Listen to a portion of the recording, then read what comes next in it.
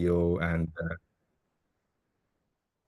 Assalamu alaikum, everyone. I hope we just started the recording, right? Yeah, just started recording. Okay. So, with that, thank you very much for inviting me to give a talk. And it's my honor, and thank you for letting me be part of ABEA. So, can anybody confirm my screen can be visible to the audience? It is visible. Okay, great. And if that's so, I'm gonna go to the slideshow mode. So let's just start from there, okay? So you can see this screen, navigating tech Yeah, carriers by leveraging yeah, AI. yeah. It's Okay. visible. So this is the topic we're going to talk about, and I know there are a lot of question about what can one do to break into career in technology and in the advent of AI, how things are actually evolving, if it's a threat or opportunity, and how to just harness the opportunity. So I'm going to talk about all that, and let's define what is the scope of the talk. So if you're expecting very hard, objective facts only presentation. I'm not going to do that. I think there are plenty of online resources to teach you about which tools, which machine learning algorithms, which programming language you have to do, learn, and all that. But this is going to be at a higher level. It's informative, but I'll probably provide you a lot of opinionated guidance, what you can actually do with all those tools and the lessons. And I have observed that you have a lot of resources online, but it is hard to find a curated guidance, and that's what I'm going to provide. Um, and my talk is going to mostly revolve around the tech carrier within software engineering family. And whenever you see ASWE on the slides, it is a short, is an abbreviation for software engineering. So I consider that as long as you are in the tech carrier writing code, data science, machine learning, or any kind of a back end, front end. There are so many variations. These are essentially programming, computer programming, and are some specialization of some software engineering role. So I call it a family. What I cannot cover very well is the non-technical career in tech industry. For example, if you are a seasoned engineering leader in an organization, you might be looking for a way to leverage your experience to become a technical product manager. And you can see the cursor on my screen, right? And it says TPM. So I'll not be able to cover that very well. And there are some roles for a product manager. I don't have any first experience, so I won't be able to talk about that as well. So I'm going to also talk about how the different career choices are related, and uh, what are the different career levels and what are the resources you can use to break into the into tech, and how do you ride out the new wave of AI? How do you benefit from that? And what are the tools you need for getting an entry level role in a different company? So if anybody has a question, please scan the QR code below. What I'm going to try to do is customize my talk based on the questions or interest of the audience. So I'm actually watching the questions on a different tab, and I would like to just collect all the questions. So feel free to just keep posting a question on the Slido board that you can access by scanning this QR code from your phone. While that's happening, I also want to mention that if somebody's looking at the hardware engineering, for example, Apple as a company, they have a lot of hardware engineering roles, but I don't have an experience with that. So I'm probably not going to be able to talk much about that. So on the next slide, I'm going to talk about myself. So I originally started my education in civil engineering, and that was in Buet. And I graduated in 2013. And after that, I actually uh, taught in a university in Bangladesh for almost a semester, and then came to US for studying civil engineering at University of Connecticut. And back at the time, I chose University of Connecticut because I was interested in projects where a heavy programming is involved. And out of all the graduate assistantship offers I had one professor who was heavily involved in programming and all that. So that actually attracted me to just accept the offer at UConn. And from UConn, I went to work at a mobility startup company uh, called Metropia in Arizona. So this is startup and transportation engineering, a specialization in civil engineering. It deals with a lot of data simulation and all that. So it actually helped me find a lot of overlap between data science, machine learning, research and development, algorithmic development, and software engineering as well. And from there, I came to Ford to work in a data science role. But I During this time I realized I've been very much interested in software engineering or anything related with programming in particular. And whenever I do that, at one point I realized in the computer science a degree might give you an edge. Because you understand the fundamentals. Just like I was talking previously, there is a lot of curated courses that you can take advantage of. And that's why I went to Georgia Tech. And thankfully, Ford actually paid for that. And while I was getting my degree, I was also working full time. It was challenging, but I want to make sure that the audience doesn't take this as exactly the formula to follow. If you want to just follow, be aware, practice at your own risk, because I believe every step I took along the journey, it was harder than than the previous step. And w When I graduated from Georgia Tech, by this time I already started working at Ford Pro. And in Ford Pro, I worked as a lead data scientist sometimes, and eventually I was more working in software engineering. So I actually purposefully reached out to my manager that, hey, I want to just take a software engineering role. How is it possible to make a change in my career direction? So I was given an interview uh, internally. So that's how I took the software engineering role. Uh, yeah, and at the time, I was still working on the AI side. We built a few AI platform and AI products, machine learning products as well, deployment, and that got me interested in software engineering. And I'm going to talk why software engineering or in general distributed system actually are more uh, umbrella uh, skill to have and how that compasses or becomes a pinnacle of all other software engineering family roles. I hope this is useful, and I haven't seen any. I've seen one question pop up in the Slido board, uh, but before we go to that, I would like to know: is there anyone from New York or East Coast? We can write it in the chat or talk to the mic if you want. I see a lot of people have already joined. Okay, so I'm gonna put it back to the other screen. Uh, Give me 1 second. All right. Can you still see my screen? No. Okay.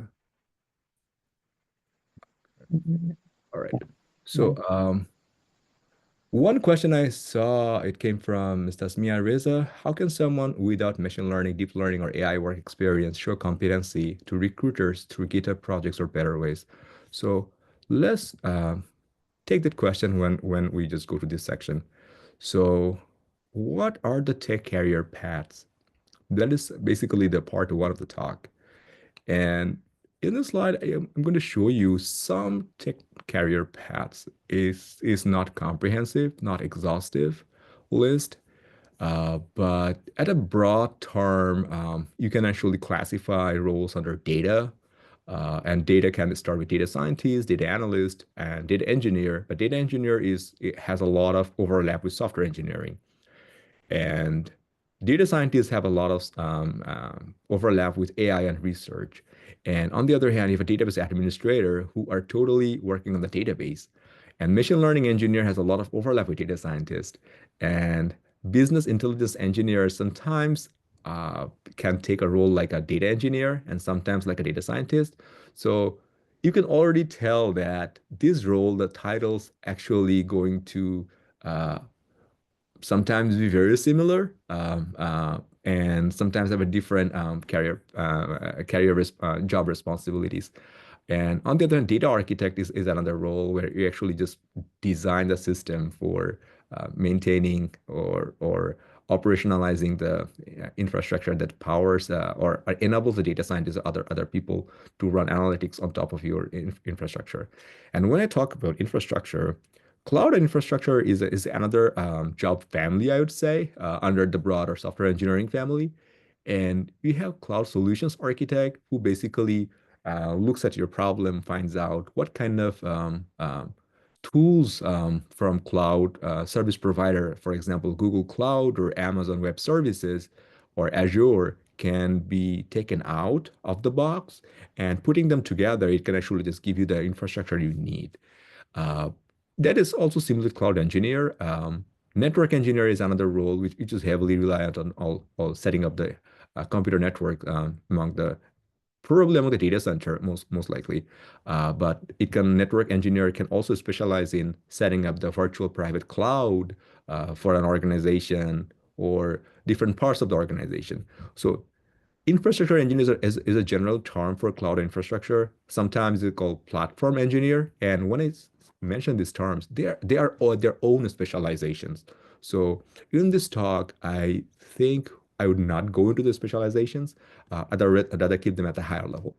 Um, and platform engineers or infrastructure engineers has a deep overlap with DevOps engineering. And there is some role called site reliability engineering, SRE, and they have a lot of commonalities. On the other hand, a general purpose software development, a generalist career can actually mean full stack developer, which typically means you have a front end, which you can use from your browser, or you have a back end development career where you just develop the APIs, the database schema, and all that. And you also have a role like mobile app developer, and mobile app developers are typically developing something for Android or iOS, but they're also basically doing the same role like front end developer. Front ends are more for browser, but mobile apps are more specialized for your smartphones, basically, or maybe iPad or different Android platforms for tablets as well. And there are some similarities here, and but the mobile app developer and the front-end developer both rely on the back-end developer to provide the data to the client who are using from a phone or a tab.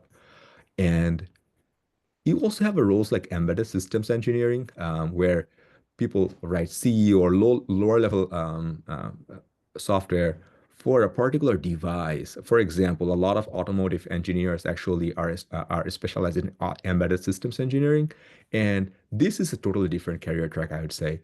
And I'm just showing you the whole zoo of variety that you can actually experience in the tech career. And that's why it's very hard to just give a concrete suggestion. And I'll try to just distill my suggestion how to break in the next slide. But before that, I want to also mention that a lot of hype or marketing is happening about AI. And if you have a PhD in machine learning, you have published in a top journals, you might actually be a good candidate for AI research scientist roles. And in those roles, the interview processes might be different, and your publication might actually heavily count towards your uh, qualification or match for the role. And those type of roles are more geared towards scientist type roles. You experiment and you just publish a paper, and and that's probably the biggest outcome.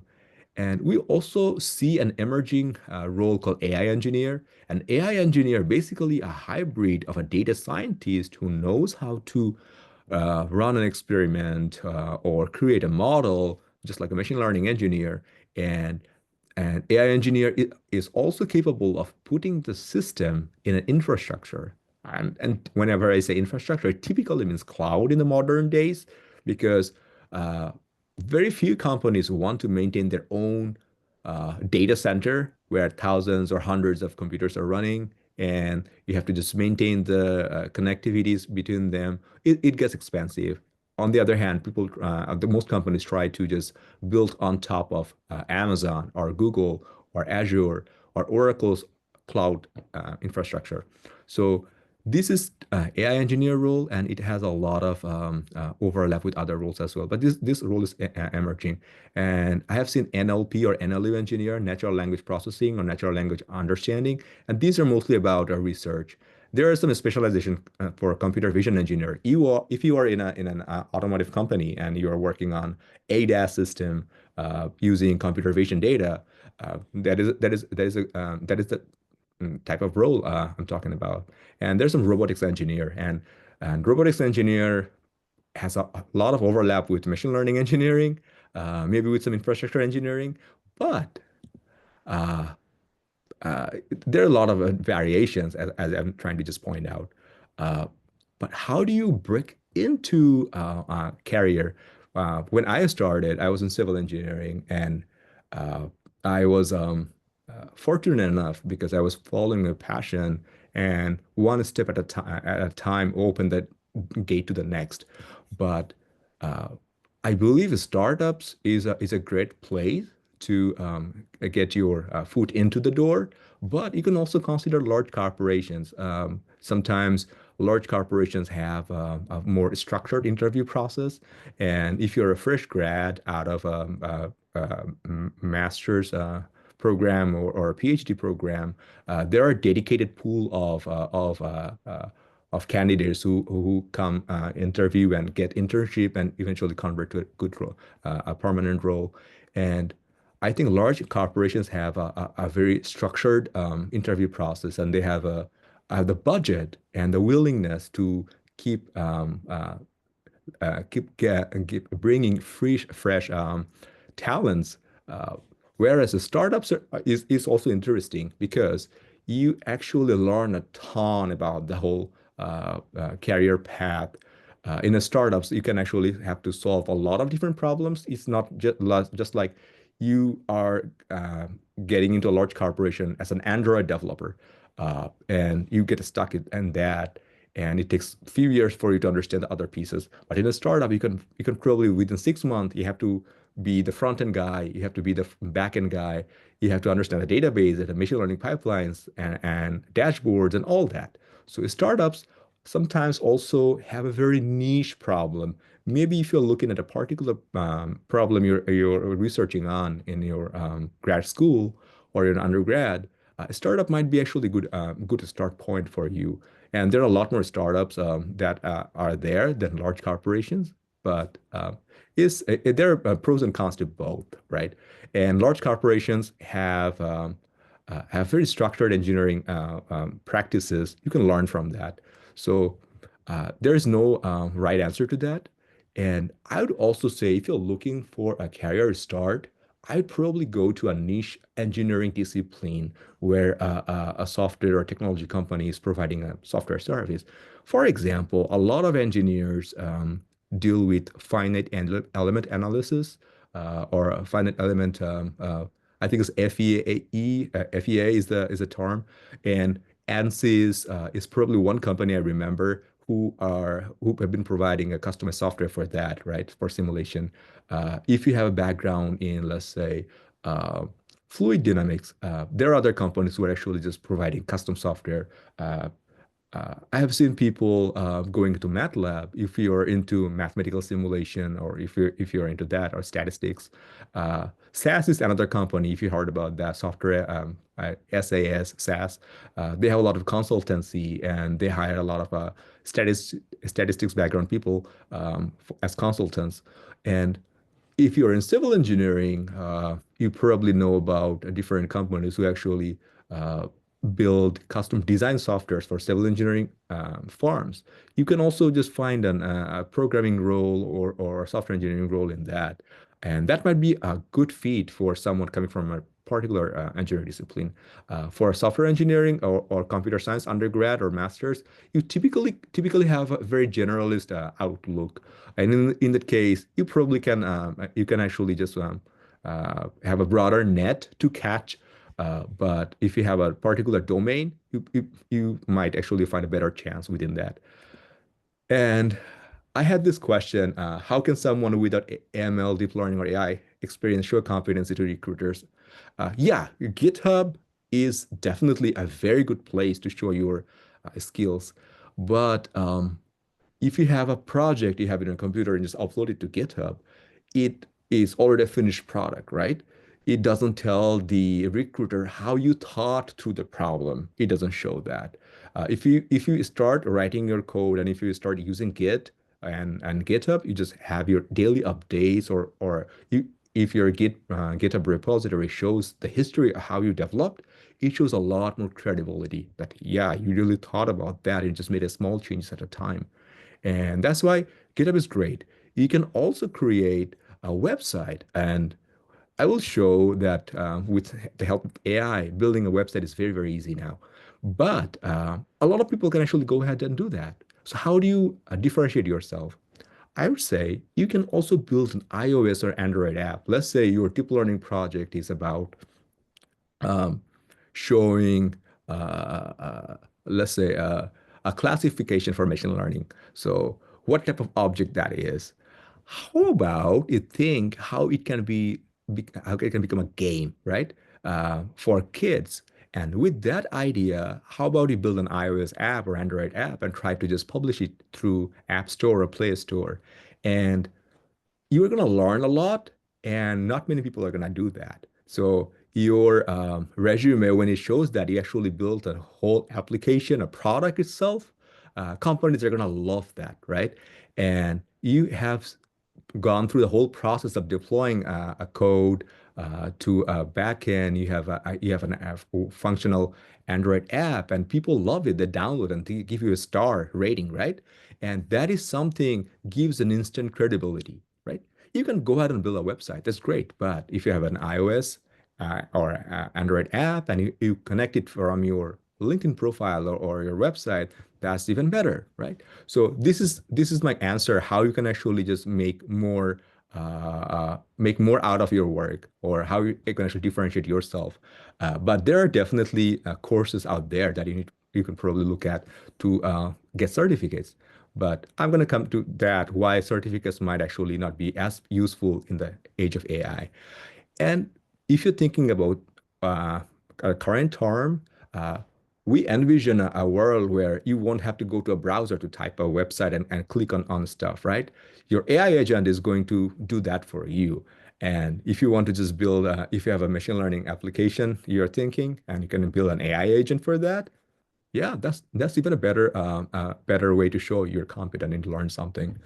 And that's my view. And as I said, this might not be optimal, but I'm going to show you very generalistic, opinionated guidance. And as I said, the large companies sometimes follow a pattern for each role family. For example, if you're a data scientist applying for a particular company, product-driven company, it can actually have a one set of data science related questions. If you are a machine learning engineering candidate, that might actually have a different expectation. But most of these companies expect you to be able to program, and sometimes they expect a particular language, and sometimes they can be actually open to any language that you follow comfortable with. And sometimes, if you depending on your seniority level, you might need to understand how the systems are actually running. Uh, for someone who hasn't started in programming, you will think that okay, whatever code runs on my computer is probably good enough. I'm solid. But like a Dunning-Kruger effect, as you mature and gain more experience, you will see running the code like a Python script on your machine is just a small start, right? But how do you run that for thousands of customers, millions of customers? That's what an actual company is going to care about. So. And depending on that, how do you do that? You understand about the scalability, robustness, how the system actually becomes fault tolerant, and those concepts are needed when you're interviewing for a much higher level. And I'm not talking about the engineering manager level. Engineering manager level needs to know the programming piece, the design piece, and also behavioral piece. So there are three pieces you typically see in a large company, but those three pieces can actually vary in flavor and expectation. Uh, Depending on the what type of role family you're interviewing for. If it is a distributed backend system role, that's way different from a front-end specific role versus a machine learning role. And companies typically prefer a full stack candidate if you know everything at least the basic level is great. But otherwise, large companies have an interview process which are very much open to anyone. And if you can show that you can think in a constructive fashion, you might actually just have a good luck. But many other small companies try to just find out who knows a lot more than just a particular niche. And knowing how to build machine learning or AI model is one part. And that's why I've been saying that having certificates is great. But how do you put the model in production? How can somebody else get benefit from your product, your model? That's the harder question comes, and that's why I'm going to show you in the next slide how all these roles are actually marching and what can actually we can choose. And if you're looking for career choices with the salary information, you can go to levels.fyi. This might actually have a lot of information, how different roles are aligned with different other companies, how a role at Ford compares with General Motors versus a technology company in Seattle, what is the pay range and all that. And coming forward to the generalization versus a specialization topic, full stack engineering, as I was referring, it needs a lot, right? For example, you need a front end so that someone can actually access your application, right? It can be built using React, Angular, but I think React or Next.js is becoming more popular, and I definitely just used AI to generate this diagram for the presentation. And there are a lot of topics, and it can be a whole specialization itself. And to build an application, you need the backend as well. The backend has the server-side languages, Python, Java, or it can be JavaScript as well, or TypeScript. And you have a microservices architecture, a lot of different topics. And the backend talks with front end, and then you have a data engineering side. Data engineers typically support machine learning or data science projects, and sometimes the backend engineers also can transition to machine learning easily. And machine learning, I believe, is a more broader term than data scientist. Sometimes the companies actually use data scientists as a product data scientist. That's a little bit different. Sometimes they want to know, hey, which button, which color of a button actually makes more engagement with the user. If you go to Airbnb, they have a whole dedicated data science team. But sometimes a data scientist also means you have a data and find out what kind of impact we had on business on certain particular sale event. And based on that, you find an answer. What is working? What was sold? And machine learning is a more broader. And machine learning involves development of the model, feature engineering, deployment. And this is where I think most of the people have been looking at over the last 10 years. Data sciences have been touted as the most interesting career choice. But I would say data engineering is also harder engineering than machine learning. Machine learning requires you to understand all the math, but data engineering allows you to build infrastructure that provides the data from front end and back end to the machine learning projects. And DevOps, they actually make everything happen. They work with CI/CD. If you're not familiar with the term, CI/CD means continuous integration and continuous deployment. And that means as soon as you write your code in your computer, you push it to GitHub or some other code repository, and that becomes automatically integrated. Some tester run. If your code is good, if it is not doesn't have any bug, it doesn't have any error. In that case, that goes to CI process, and CI process can tell, okay, all the checks are good, right? And then your code is now ready for deployment, and it's called continuous deployment. And there are dedicated servers, dedicated services running in a cloud or data center environment where your code automatically makes to the end state, which gets deployed to infrastructure. Your front end gets updated whenever you're on your iPhone or Android phone, you see your app got updated automatically. And that's the magic DevOps has been doing. And it has a lot more depth. And all these five pillars are important. But when you look at a higher level, you're mostly talking about infrastructure, distributed system, because all these things, let's say you have 100 customer, your one single computer can probably is enough. But when you look at the bigger companies where you have thousands of customers, for example, Ford has a lot of vehicles and the vehicles need data service updates, or Ford has a lot of users using Ford Pro application, or you have a Facebook app on your phone and it has millions or billions of customers. You cannot actually have one single machine to run all this load. So you need to have thousands of or maybe hundreds of different computers, and they're running working together. And at that level, infrastructure becomes really important. You need to know about the distributed system. And the most important thing is product thinking. How you think a product is going to get to the hand of the user. And this is why I would say if you are in a particular niche, you can actually do that.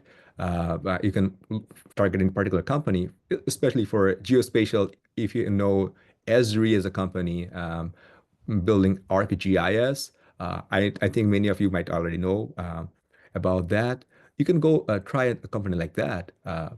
But if you are in a large company, you can probably interview for a general role. You can be matched into one of these disciplines or pillars. Uh, you will learn a ton. But at a higher level, you need to think about what the product you are building and what it's doing. So, yeah. And how do you leverage AI for career? Um, that's the second piece of question, right? So we have been hearing that, hey, software engineering is going to go away because AI is coming soon and it's going to eat your job.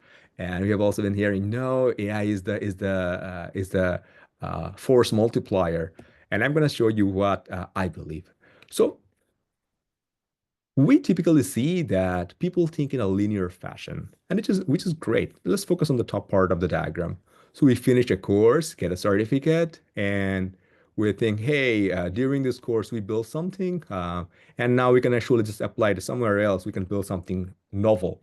And then we take the idea, build something, and monetize for career growth. And here, throughout my talk, you haven't seen me talk too much about job, but I'm also talking about career. Job is just one hop in your career journey, right?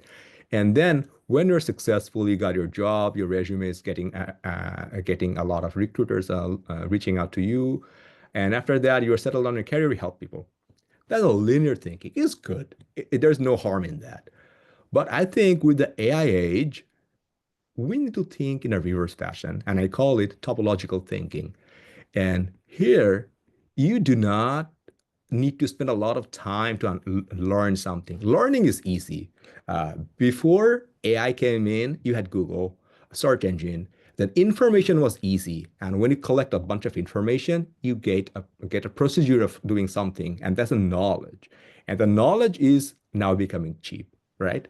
And now the process is getting cheap as well. You can probably learn any programming language in one day, or you can build a website in maybe 10 minutes.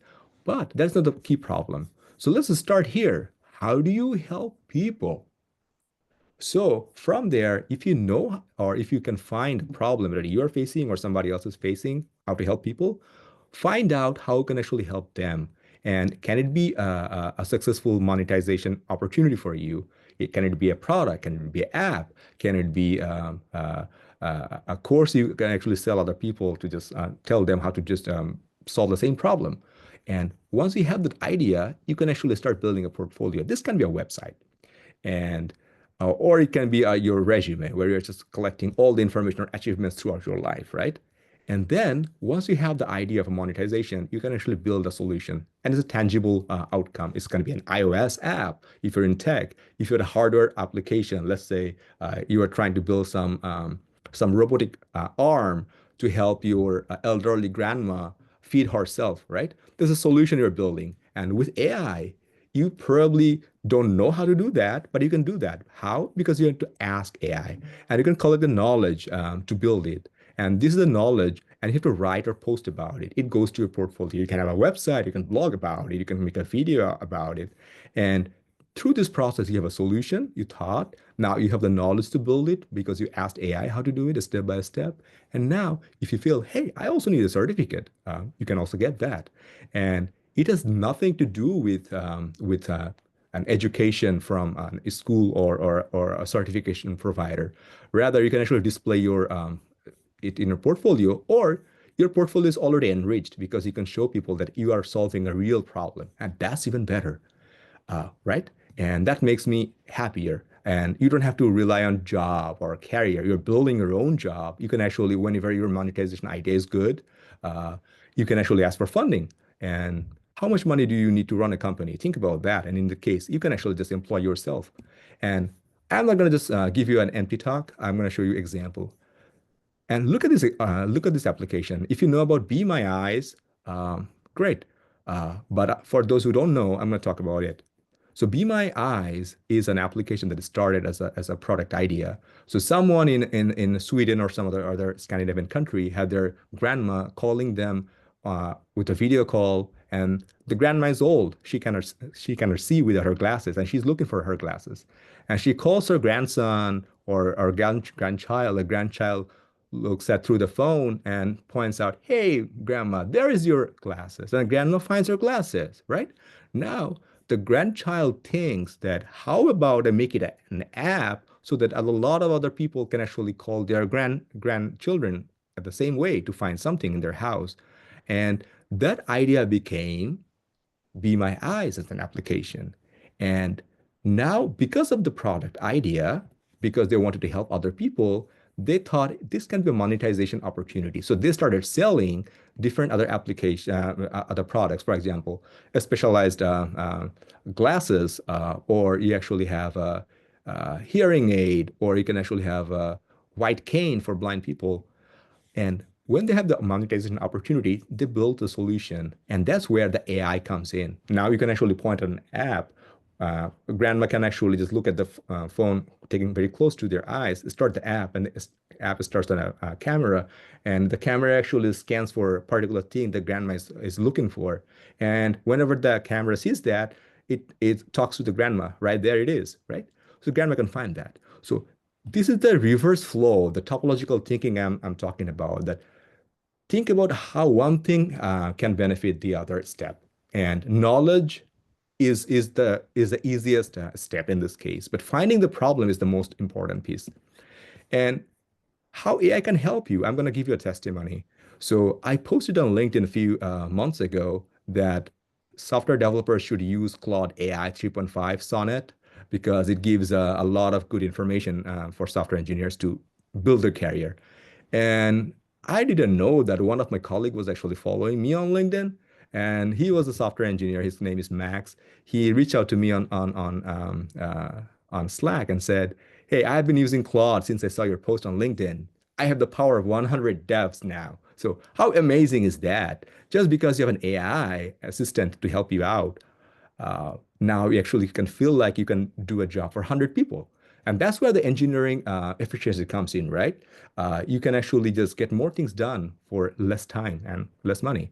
And that way you can deep dive with LLM. And here's, I'm going to show you an example from Claude. I've been chatting how to just build a particular application, and look at the on the right side, it gives me a whole diagram. You don't need to know about that, right? You can ask, hey, what does the diagram mean? What are the different steps? And it might confuse you, but until you are at a very professional level, you probably have some good breadcrumbs to follow and ask the next question. And I think this is the most important skill now. You can actually just find uh, what to build, go deep into knowledge collection using AI, and that's easy. And this is another example how you can actually get a lot done in a short amount of time using AI. So I built this website that is like a hypothetical website. Let me open that for you. Can you see this page now? Anybody? Yes, we can see. Yes. Yeah. Yes. So this is the website I built, it's hypothetical. So this page took me around 10 minutes. And you see, if you go to this URL, you will be able to access that. So see, it took me 10 minutes, and you can actually have multiple pages there. I copied a bunch of information from Avia's official website, and here you have it, right? Uh, and AI just filled in some stuff. So what I'm trying to say is it was very, very easy to build this particular website. So building is not the problem. Learning to learn is not the problem. But it gets really challenging, the text space, as soon as you hit the first button. So I built a website, and this is the code. And you can see a screenshot from my code. You see all the red squiggly lines. These are potentially errors or need some improvement because AI was not very sure. And you can see on the right side, there are a bunch of red lines, right? These are potential issues. Can you solve those?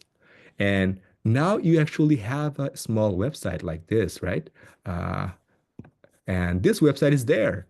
But how do I fix all these errors? How do I make sure that it can be accessible for thousands of people? How do I add extra functionalities? How do I secure it? How do I put a button to collect money from my organization, which arranges the ABEA talks? Let's say we are going to arrange a venue for an in-person conference next year. How do you collect the donation? How do you manage that? And that's what I'm saying, that building something is just one step, but trying to scale it out and make it sustainable and all that comes with it are a lot more challenges. So can you fix all those issues? Can you make it scalable? And that's why you need to do your fundamentals very, very solid. You need to understand what Git, and that was the first question I got in the talk today. You need to understand about Docker, and I'm going to just put the bare minimum you need to know to break into tech carrier. You need to just understand a few things. If you don't know about Terraform, that's still okay. But if you're a student, you're trying to just show off to the Git to the recruiter that you don't know Git, it's become really troublesome. So you need to know the Git. And if you're in machine learning, probably understand how Airflow works because Docker is empowering Airflow. And once you get those concepts, you actually can qualify a lot more roles for your with your background and learn about the different certain cloud providers. Those will be useful, but don't try to boil the ocean. Learn the fundamentals first that I'm showing in the middle part. In the software fundamental, Git, Docker, and probably learning about the cloud is probably good enough. But from the conceptual state perspective, you need to understand data structure, algorithms, if you really want to be really solid in the tech career. I need to know about computer networking. You need to know about operating system. And it's not like you cannot get started.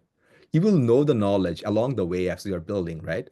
I was showing just a few slides ago that you are owning a problem now in the age of AI. And the solution can be built by you. You can actually hire someone. But if you know the problem, if you own the problem and what you're doing to solve it, you're probably going to employ yourself. Your career doesn't have to depend on another company. You can probably get funding from investors. So I'm just showing you, think beyond your job hunt. If you can build an iOS app using your machine learning project, you can probably get instant attention from a company to hire you, right? And do contribute to open source projects. And you also need to know about design patterns, how different software systems are designed, and how do you write software tests. I'm talking about these concepts if you are really trying to get into the software engineering related family of jobs. It can be data scientists, machine learning. Machine learning also involves writing tests. You also have design patterns there.